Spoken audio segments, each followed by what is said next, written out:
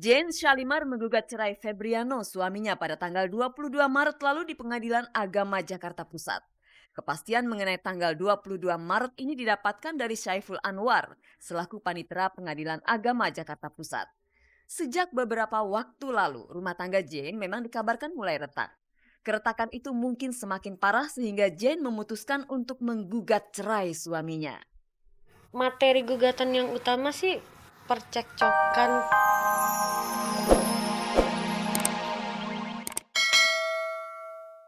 Jadinya Intan tak begitu ekspresif menyambut kejutan tersebut.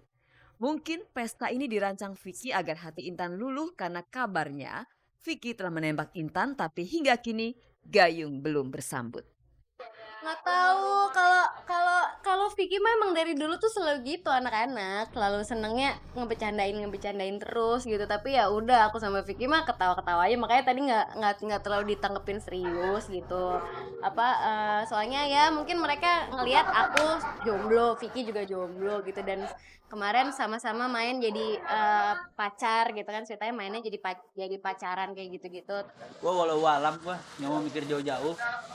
Ya gua nggak tahu ntar Allah mau ngasih apa ntar ke depan. Gua yang terima aja. Tapi memang aku akuin ini benar-benar berkesan banget. Terus apa namanya, buat aku nggak nyangka aja gitu, soalnya aku pikir yang datang sedikit, nggak taunya banyak banget. Aku seneng banget gitu.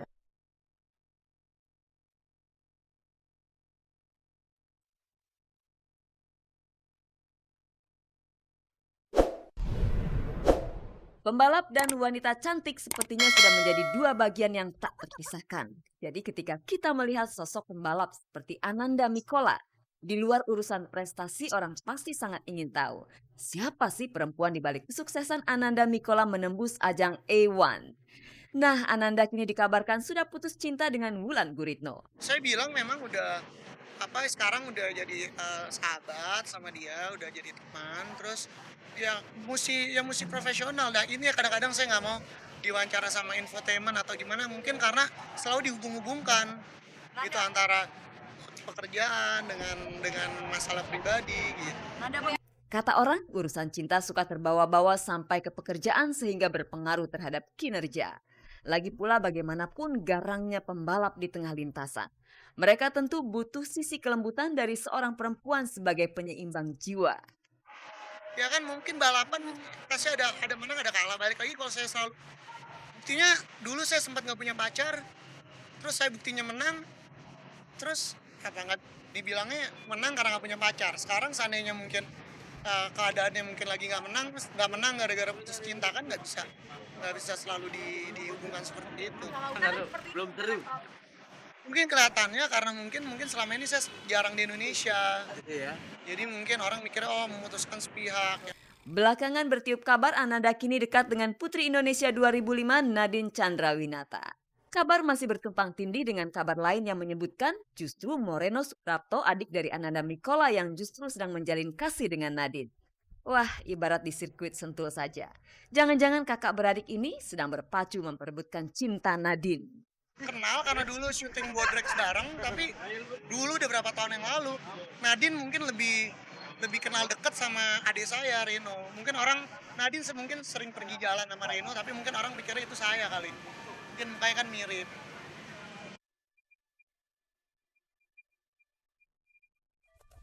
Pemirsa, tak disangka ternyata Jane Shalimar sudah menggugat cerai suaminya.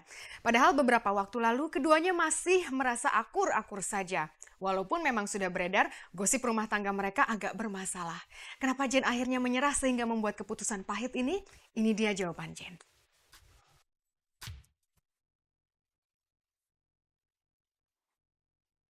Jane Shalimar menggugat cerai Febriano suaminya pada tanggal 22 Maret lalu di Pengadilan Agama Jakarta Pusat.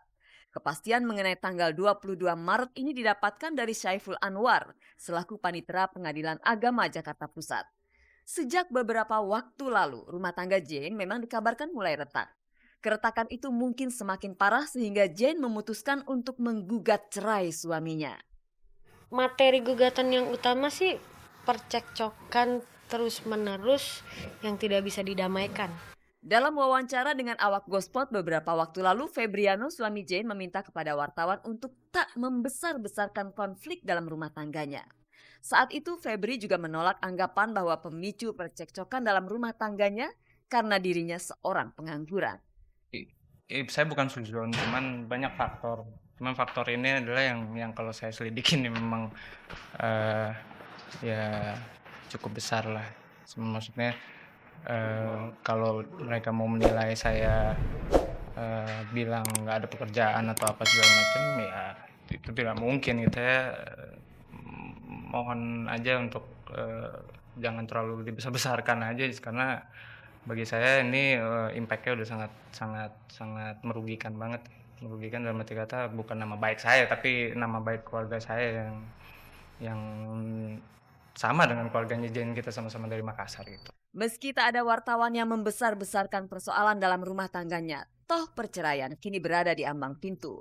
Sangat disayangkan mengingat keduanya belum terlalu lama dikaruniai momongan yang dinamai Zarno Zaskilka Fabrio. Anak baru berlatih bicara ini tentu tak bisa melayangkan protes kepada kedua orang tuanya yang sepakat untuk berpisah. Kita nggak mau sampai ngerebutin lah, atau ini anak dijadiin objek rebutan, ribut segala. Nah, kita nggak mau kayak gitu. Dan ternyata memang aku sudah mencapai satu titik di mana aku sudah nyerah. Dan kalau aku sudah mencapai titik ini, aku juga udah pernah bilang sama Mas, saya orangnya jangan sampai mencapai titik ini. Kalau saya sudah mencapai titik ini, sulit buat saya untuk berubah lagi. Sesungguhnya apa yang membuat Jane Shalimar menyerah? Benarkah Jane tak tahan dengan ikut campur tangannya orang tua, baik dari pihak Jane dan terutama dari pihak suaminya, seperti kabar yang santer terdengar itu? Kalau orang tuanya sih, ya aku sih nggak bisa nyalahin ya, karena ya orang tua, namanya juga orang tua, mungkin pengen yang terbaik buat anaknya gitu kan. Ya aku juga nggak tahu, mungkin Febri juga mungkin terganggu dengan mungkin kalau misalnya mama nelfon ke sana nanyain gimana kabarnya Zarno, mungkin dia juga terganggu. Aku nggak tahu. Orang tua ngomong udah keras. Siap jadi janda umur 25. Siap. Punya anak 1. Mau dikasih makan apa? Mereka udah ngomong keras gitu. Karena ngomong halus sama aku pun udah nggak kena gitu. Udah berusaha untuk mencari jalan keluar. Sudah berusaha untuk memberikan kesempatan, tapi tetap nggak ada perubahan juga. Akhirnya ya udahlah. Jalan yang terakhir ya ini yang ditempuh.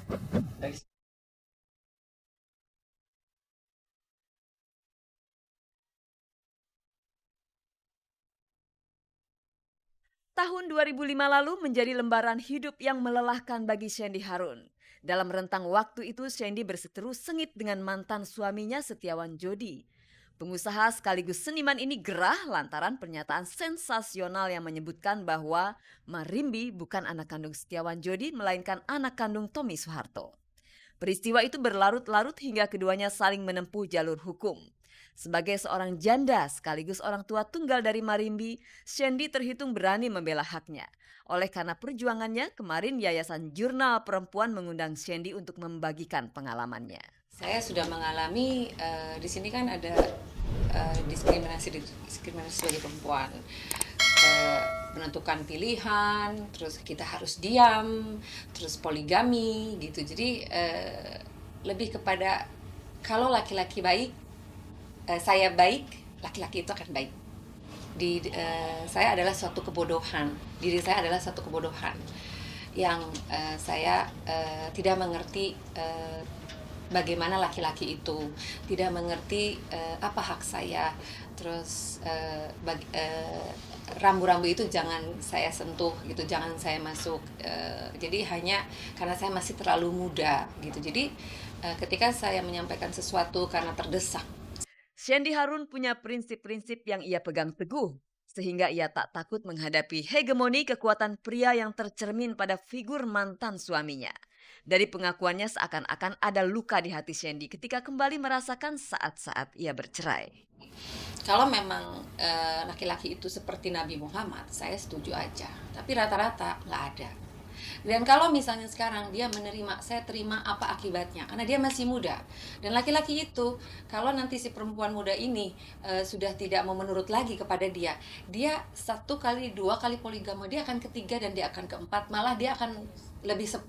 Jadi main diceraiin lah, ditinggalin. Jadi apa yang saya rasakan pasti akan orang lain rasakan itu juga gitu.